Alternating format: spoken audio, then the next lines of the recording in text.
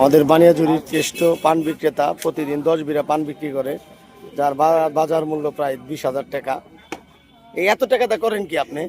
এই প্রতিদিন এত টাকার পান বিক্রি করেন?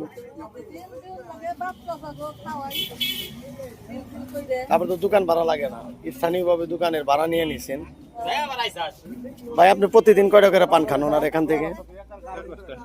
আপনি একাই দেখছেন, একজন দেখতে পারলেন। আপনি কয়টা করে পান লাগে প্রতিদিন?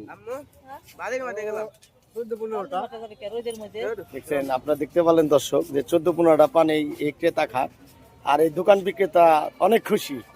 আপনি একটি সচ্ছল জীবনে উনি এখন পরিণত হয়েছেন, শুধু পান বিক্রি করে। আসলে এটুকুই বোঝাতে চাচ্ছি যে বসে না থেকে একটা বিজনেস করলে আসলে যে সফলতা অর্জন করা যায়, এটাই তার প্রমাণ।